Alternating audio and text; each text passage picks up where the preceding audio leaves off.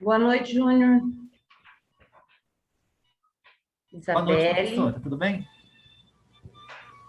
Boa Uma canetinha. noite, professora, tudo bem? Bem, gente? Estão me ouvindo bem?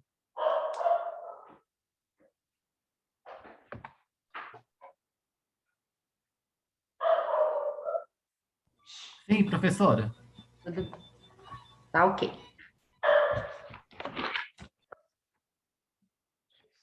Eu não-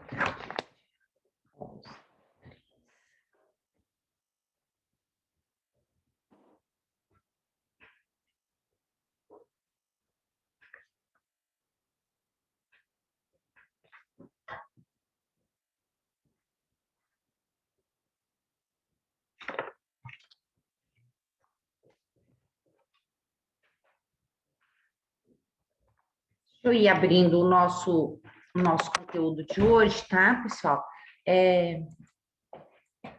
Só, deixa eu abrir aqui o plano de ensino. Deixa eu ir aqui. Deixa eu acrescentar aqui. A gente já deixei disponibilizado para vocês a aula de mitose e meiose, tá, pessoal?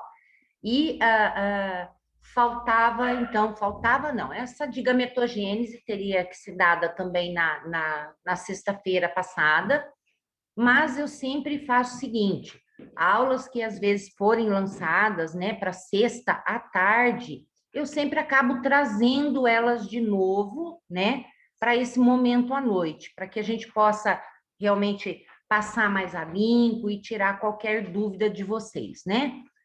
Às vezes ocorre uma falta de tempo de vocês assistirem essa da sexta tarde, porque logo à noite a gente já tem outra, e muitas vezes o que a gente vai falar à noite é um complemento do que foi à tarde. Então acaba ficando meio assim, sem uma conexão se vocês não tiverem assistido, né? Então eu procuro sempre trazer aqui, então, para a gente falar à noite, tá? Então, hoje, gente, a gente vai dar uma olhadinha, então, no sistema reprodutor feminino, tá? Vamos dar uma olhadinha nele e já vamos olhar também a gametogênese. Então, vamos ver se a gente consegue terminar a gametogênese, que a gente vai, então, olhar a oogênese, que é, então, todo esse processo de maturação das células, então, reprodutivas femininas, tá? E se não der para fazer um masculino, outro dia a gente acaba terminando. Mas eu acredito que hoje vai ser o suficiente, ok? Então a gente vai passar lá para compartilhar então essa aula agora, tá? Bom, eu já estou colocando lá para vocês, então, disponibilizando também na plataforma, que eu acho que é mais fácil vocês acessarem lá os arquivos de aula também, ao invés de eu ficar enviando através de e-mail, tá?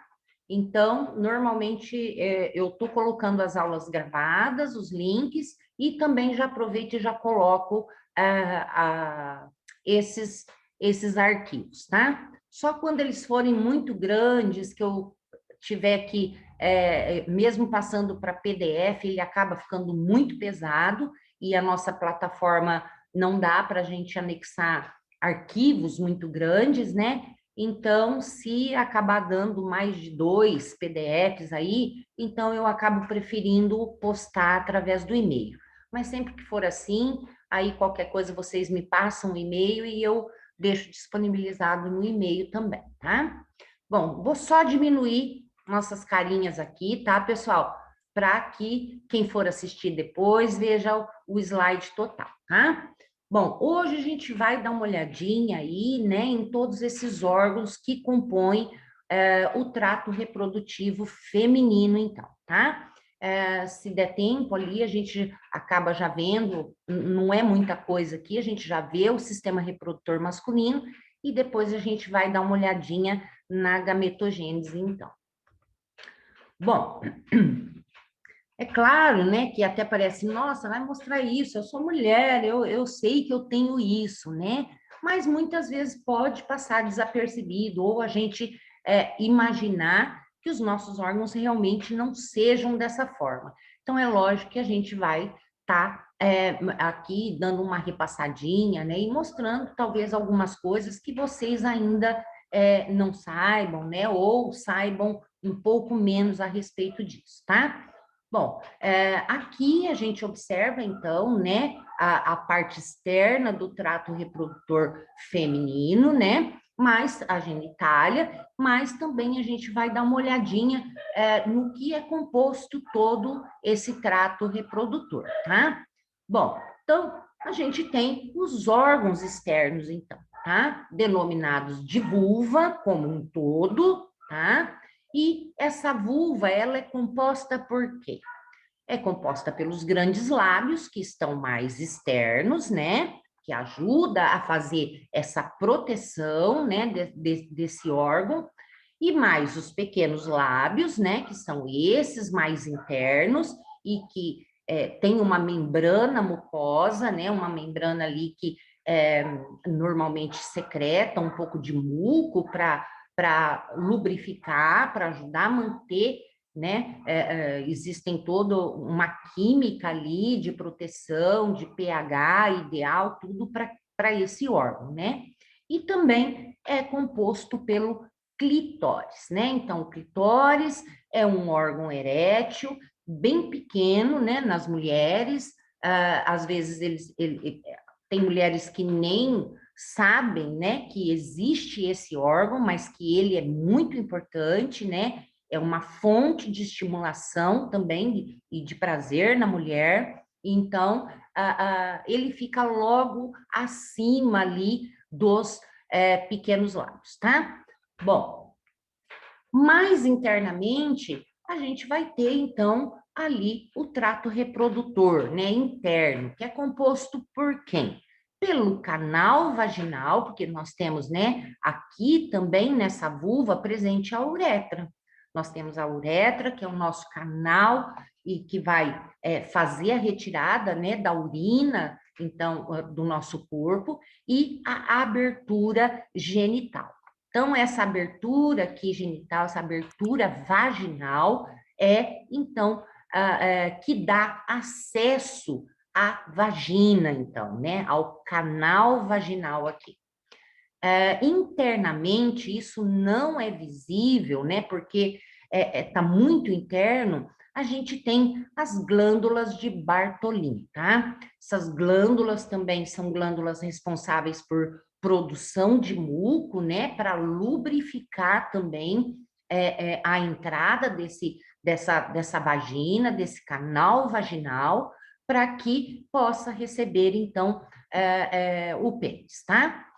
Bom, indo lá mais internamente, além do canal vaginal, logo então nós temos aqui uma separação, né? Então, a gente tem a cérvix. Então, a cérvix é o que separa, então, esse canal vaginal, né? Que normalmente, olha, é bastante extensível, ele é muscular, né? Então, ele é bastante flexível e que normalmente tem esse tamanho aqui de um dedo indicador feminino, tá? Mas pode ser mais longo, isso é uma média, né, de retirada, mas que acomoda também, né, a gente tem que, por ser um canal muscular, ele se adequa também a determinados tamanhos de órgãos, então, masculinos, tá? Bom, aqui, então, o que separa desse canal da vagina, então, para o útero, né, gente, para a luz do útero, aqui, a entrada do útero, nós temos o cérvix, então, tá? Então, é uma camadinha ali, é toda protetora, e aqui dentro, lá dentro, aqui é a luz do útero, então. Então, nós temos essa cérvix aqui, que protege, é muito pequenininho isso aqui falar que, né, o órgão reprodutor masculino, chegou até lá, não chega, não penetra. O órgão masculino na entrada durante uma relação sexual entra através da vagina, mas só chega até aqui, tá, pessoal? Lógico que é mais distensível em algumas mulheres, maior, um pouco menor, mas que ele fica somente a nível deste canal, ok? A única coisa que vai conseguir ultrapassar a cérvix aqui, gente, serão os espermatozoides, tá? Bom, continuando então, olha, a gente tem o útero aqui, né, que é composto todo esse trato reprodutor, não só do útero, mas do ovário e também das tubas uterinas, tá? Aqui esse desenho tá trompa de falópio. Esse nome é bem antigo, utilizado antes, tá, gente? Esqueça de trompa e de, principalmente, trompa de falópio. Tem esse nome e continua tendo, mas não é mais usado, tá? É tuba uterina. Então, tudo isso que a gente tem aqui, olha, até aqui, essa entrada da luz do útero é a tuba uterina. Então, de ambos os lados, nós temos essas tubas uterinas e mais também a presença dos ovários também duplos, né? Cada um de um lado, então, desse nosso útero, tá? Passando. Bom, sistema reprodutor feminino, então, ele é composto pela vagina, útero, tubas uterinas, né? As fímbrias do infundíbulo e os ovários, então.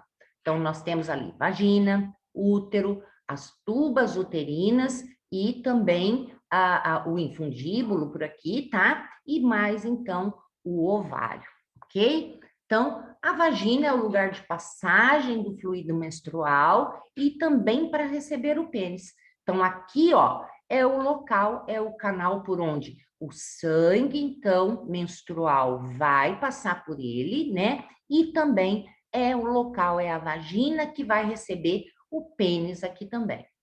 O útero é um órgão em forma de pera, né? Periforme, que a gente fala, e que tem essas paredes bem espessas, tá, gente? Bastante grossas, então, e que, olha lá, normalmente o tamanho dele fica entre 7 e 8 centímetros, tá? De altura, né? E de largura, em torno de 5 a 7 centímetros de largura. Ah, isso é fixo? Não. Aqui já existe uma margem, mas eu posso ter mulheres que pode chegar a 9, né? Ou outras que possam ter também esse útero menorzinho também. Isso vai de pessoa para pessoa, cada um tem uma anatomia, né? Bastante particular, mas que no geral é essa média, tá? Parte superior, ó, com 2 a 3 centímetros de espessura, né? Então, esse fundo aqui de útero, ele é bem mais espesso, às vezes, do que as laterais do útero, tá? Tubas uterinas, cerca de 10 a 12 centímetros, nós temos ela aqui, né, no seu completo aí, e cerca de 1 centímetro de diâmetro. A função dessa tuba uterina é para transportar, então, quem? O ovócito, que vai sair daqui do útero, do ovário, me perdoe, e vai atingir as tubas uterinas. Então, é um canal por onde esse ovócito ou ócito vai, então, percorrer. Também é utilizado para os espermatozoides que entram por aqui e vão ao encontro desse oócito aqui na tuba uterina.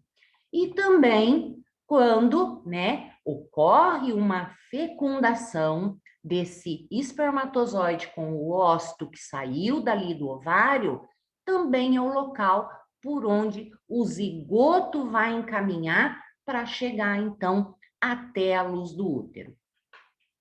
Fímbrias do infundíbulo. Então, essas fímbrias são essas, como se fosse dedinhos, tentáculos aqui, né? Ao final dessa tuba uterina, gente, que elas, então, ficam varrendo, elas têm movimentação, elas se mexem como se fossem cortinas ao vento, tá? Então, elas constantemente ficam o quê? varrendo o ovário. Por quê? Elas ficam ali, ó, catando, tentando, para que na hora que aquele ócito que estiver maduro, né, estiver ali já no jeito para ser transportado por ela, ela possa captar, então, através dessas fímbrias. São elas, então, que coletam esse ócito para encaminhar, então, para a tuba uterina, tá? Ovários, glândulas, então, que vão produzir estrógeno e também progesterona e também produzem ovócitos. Então, o ovário é um órgão também bastante importante, tá, gente? Porque a gente necessita destes hormônios aqui, não somente, né, no momento de gravidez, mas em si, para a nossa vida toda, né? Eles interferem em muito da nossa fisiologia sem estar relacionando realmente com uma gravidez, tá? Qualquer coisa, pessoal, que tiver alguma dúvida, por favor, pode me interromper, tá? Se eu estiver falando muito rápido também, só me avisar. Bom, continuando com essa anatomia aqui, ó, temos de novo aqui um outro esquema, né? Mostrando para vocês todo esse órgão e como é que ele está ali no abdômen feminino, tá? E aqui mostrando um pouquinho, olha, da anatomia desse órgão. Vai ter um momentinho que, se a gente estiver lá na FAP já, né, em aula, a gente vai dar uma olhadinha, a gente tem esses órgãos na anatomia, a gente vai dar uma olhadinha nesses órgãos e dar uma revisada nesse assunto também. Mas então, às vezes a gente pensa nesse órgão, como é que esse órgão está lá dentro do nosso corpo, né? Mas que ele então, suspenso dessa forma, né? Ele é seguro através de um monte de ligamentos ali, tá? Então, existe esses ligamentos aí do ovário, né? Que existem vários nomes aí, dependendo da região que a gente toma. Olha aqui, ó, aqui mesmo todo esse tecido que se liga às trompas, ovários e úteros, ó, ele vai para um ligamento que é chamado de ligamento suspensor. E aí é ligado, então, a outras paredes do nosso corpo, que é o que faz com que sustente esse órgão lá posicionado, então, dessa forma, tá? Então, prende ali a parede pélvica, todo esse órgão. Aqui, só falando também a respeito, né, da tuba uterina, de como é que ela está dividida, então, tá? Então, nós temos aqui, daqui até o final, nós temos a tuba uterina, tá? Que era antigamente chamada de trompa de Falópio. Se a gente vem só onde a gente tem aqui essas fímbrias, até essa altura, nós vamos ter, então, nós vamos ter a primeira parte que condiz ao infundíbulo, tá? Então, tem as fímbrias ali que vai ficar, né, passando ali neste ovário para coletar, então, o ovócito. Do infundíbulo até aqui, mais ou menos, olha, né, para mais da metade dessa trompa, nós temos a ampola da tuba uterina, tá? Então, essa ampola tem uma abelhinha voando aqui perto de mim, gente.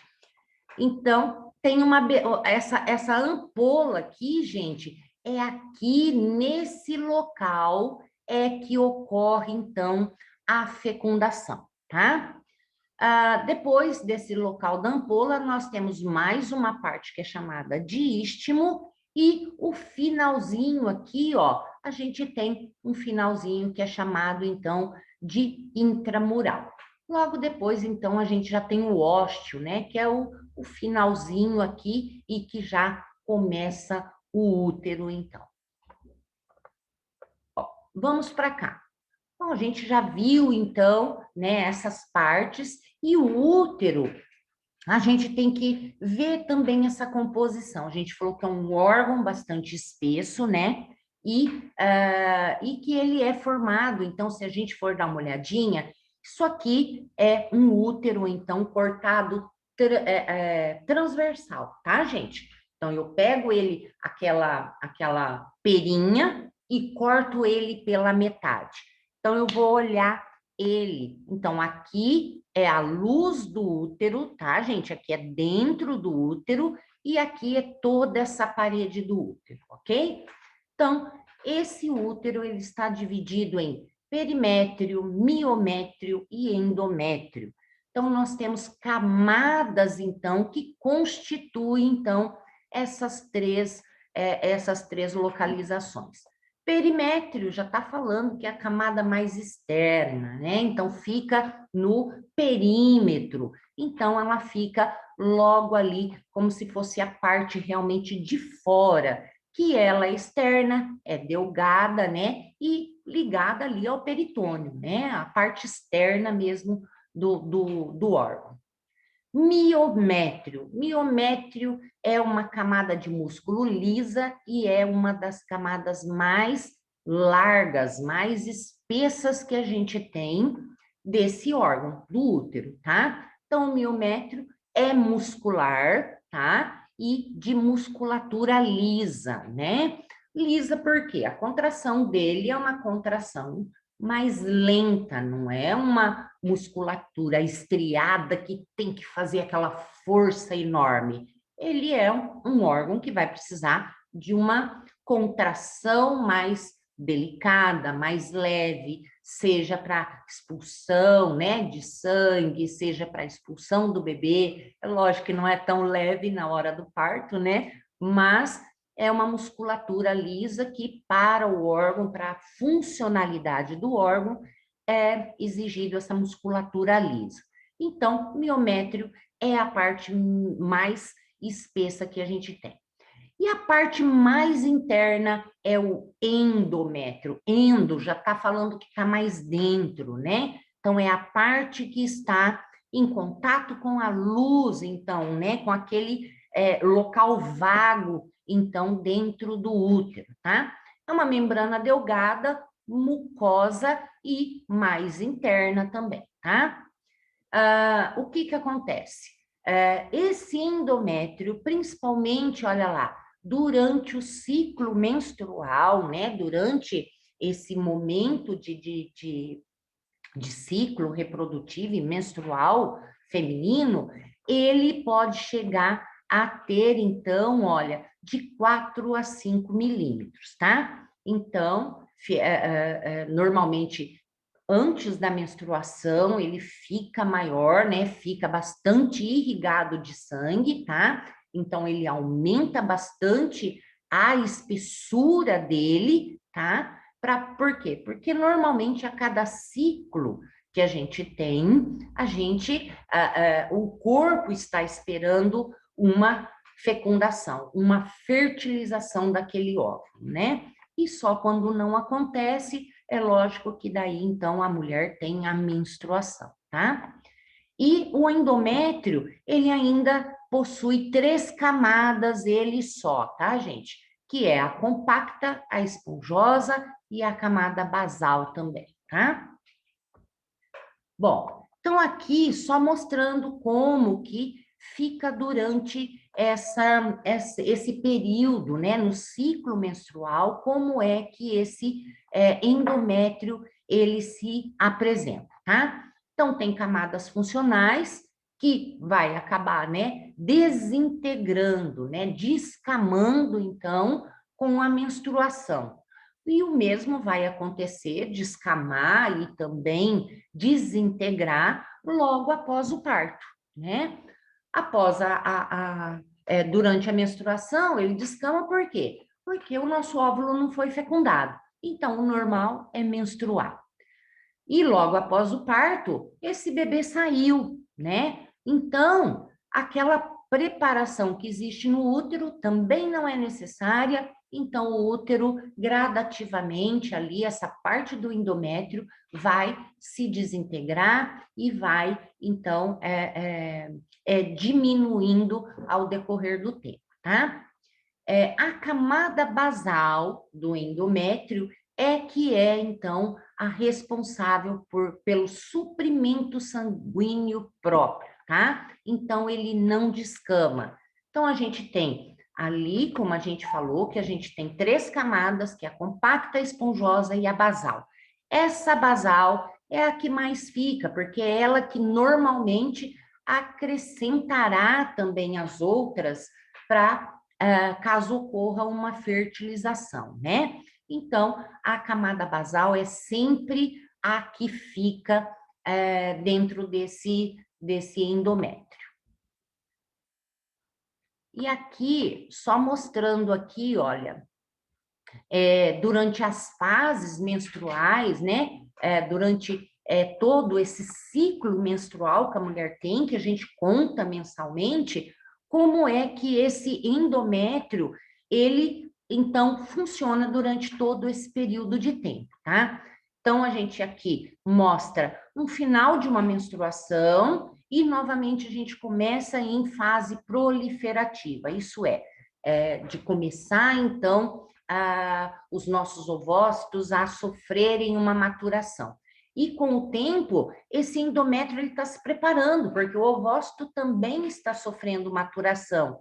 Então, o que vai acontecer? Lá na fase secretora, ele está em nível máximo, aguardando esse ovócito chegar fertilizado para quê? Para se implantar aqui no útero, no endométrio. Mas aí o que acontece? Não, essa menina não tem bebê, ela se cuida, ou então nem tem parceiro. Então, o que vai ocorrer, gente? Vai ser disfuncional isso aqui. Não vou necessitar porque esse ovócito não foi fecundado. Então, não foi fecundado, não tem um zigoto, não tem um blastocisto, então ele vai, então, ir embora, vai passar aqui por dentro do útero, como se nada tivesse acontecido, e essa camada não é mais necessária. O que vai acontecer? Vai, então, se desintegrar, vai, então, se descamar e vai, então, ocorrer o quê? A menstruação novamente, tá? Porque essa camada aqui, ó, ela tá cheia de vasos sanguíneos, e essa descamação aqui vai fazer com que esse sangue que estava aqui fique exposto. Então, conforme ele for descamando, esses vasos também regridem, tá? E fica de novo, novamente, naquela camada mais basal, então, do endométrio. Qualquer dúvida me aciona, pessoal. Bom, ovários, então, olha lá, são glândulas reprodutivas em forma, né, mais amendoada, então, né, que a gente pode olhar aqui, junto à parede pélvica lateral e de ambos os lados, então, desse útero, né? Produção de estrógeno, progesterona, que são hormônios sexuais. Produção de ovócitos, desenvolvimentos de características sexuais secundárias, né? Deixar o corpo da mulher mais redondinho, né? No momento da puberdade, né? Então, todos esses hormônios que são lançados através dos ovários são muito importantes, não só para gravidez, né? Regulação da gravidez, mas para o desenvolvimento também dessas características sexuais que nós levamos, tá? O funcionamento dos ovários é controlado diretamente pela hipófise, tá? Então, nós temos outras glândulas aí principais que a partir delas é que vão acionar essas produções, então, desses hormônios aí nos ovários, tá? Estrógeno é o hormônio responsável pelo crescimento e desenvolvimento dos órgãos reprodutivos, então são eles que vão, né, transformar esses nossos órgãos que estão mais imaturos ali na época que somos mais crianças, né, para então a fase da puberdade, e é responsável também pela regeneração do endométrio depois que ocorre a menstruação. Progesterona também é o hormônio responsável pela preparação do útero para o momento da gestação e também pelo desenvolvimento de células secretoras de leite materno. Quando ocorre a diminuição dos níveis de progesterona no organismo, ocorre um aborto. Então, muitas vezes, essa produção de progesterona não é o suficiente para quê, gente? Para preparar todo esse endométrio para receber o zigoto, né? O embriãozinho que foi fertilizado ali. E se o endométrio não está preparado, se esses níveis de progesterona foram muito baixos, a gente não vai ter, então, esse endométrio preparado para receber e esse blastocisto, que é o nome correto, né, desse amontoado ainda de células, né, que foi fertilizado e tudo mais, não conseguirá se implantar no endométrio por falta dele não ter sido formado corretamente pela falta do hormônio progesterona. Então, bastante importante também. Sistema reprodutor masculino. Então, aqui a gente também vê o sistema reprodutor masculino, bastante complexo também, né? Eu acho muito mais complexo do que o feminino, tá? Então, composto por testículos, que são 2 glândulas ovais, e suspensas, então, aqui no escroto, né? Formado, então, por 2 túbulos seminíferos, que vai constituir a formação dos espermatozoides, tá, gente? Então, temos aqui os testículos. Epidídimo é um canal único que armazena espermatozoides. Então, no epidídimo é que vai haver o quê? O amadurecimento desses espermatozoides, porque também eles estão ali, mas eles não estão maduros e precisam passar por um processo de maturação que vai ocorrer nesse local, tá? Canais deferentes são 2 tubos que vão partir dos testículos, vão circundar a bexiga, né? E cadê, gente? Vão circundar a bexiga urinária e que vão se unir ao quê? Ao ducto ejaculatório, onde desembocam as vesículas seminais, tá? Então, todos esses órgãos têm que estar, então, interligados, né? Todos aqui a partir do epidídimo, para que depois estes espermatozoides, né, cheguem e saiam daqui do órgão reprodutor masculino para alcançar o órgão reprodutor feminino. Ducto ejaculador inicia-se na vesícula seminal e vai desembocar na uretra, que também fica aqui, né? Na uretra é o canalzinho aqui desse órgão do pênis do homem, tá? Uretra da bexiga ao exterior, então a uretra, ela também está ligada à bexiga, porque ela tem a função também de esvaziar, de retirar toda essa excreta urinária do nosso corpo, né? O pênis, ele é composto de 2 corpos aí cavernosos, né? O corpo esponjoso também, tá? E que é ele que envolve e protege também esse canal da uretra, que tem dupla função, né? Vesículas seminais e próstata, tá? Então, nós temos aqui a bexiga maior e a próstata é só esse círculozinho aqui, gente, tá? Que tá mais rosado, um pouquinho atrás aqui da bexiga, tá? Então, vesículas seminais vão secretar líquidos que compõem o sêmen, que é fonte de energia para os espermatozoides. Esses líquidos, então, do sêmen, gente, eles vão auxiliar ao mesmo tempo esses espermatozoides a terem mobilidade, mas são fonte também de nutrição desses espermatozoides, tá? Então, eles vão dar energia, portanto, a esses espermatozoides. Ele não tem só um papel aí final de lubrificação ou qualquer outra coisa, mas sim de promover também uma melhor locomoção, então, para esses espermatozoides, tá? Uretra, canal destinado para a urina, mas com músculos na entrada da bexiga e que vão que eles se contraem durante a ereção, né? Então, nós não temos ligação, né? Não há possibilidade para que essa uretra, ao mesmo tempo em que o sêmen está saindo, né?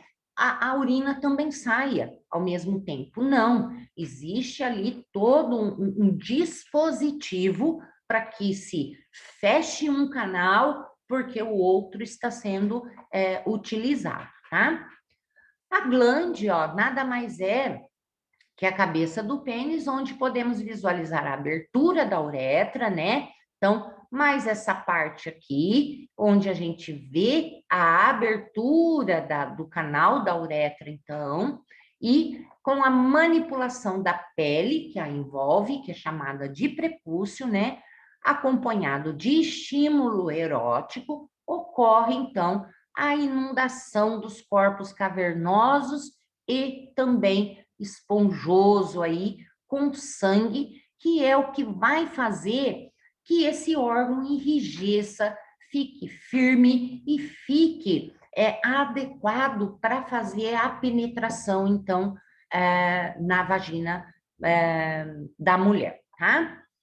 Aqui, gente, depois vocês olham com calma aí, né, todas essas partes, onde são os túbulos seminíferos, que vão, então, onde nós vamos ter, então, esses espermatozoides, né, que a princípio não são espermatozoides, eles vão passar por maturação, tá?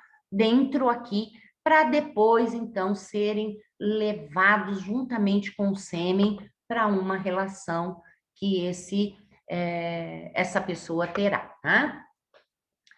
Testículos são as gônadas masculinas, então, cada testículo é composto por um emaranhado de tubos, né, que a gente visualiza, então, e também temos ali os ductos seminíferos, e esses ductos são formados por células de Sertoli, ou de sustento, que são chamados, né?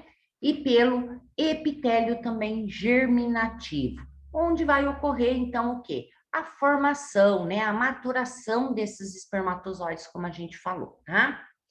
Em meio aos ductos seminíferos, as células intersticiais, ou chamadas de Leydig, nomenclatura mais antiga que é dada, né?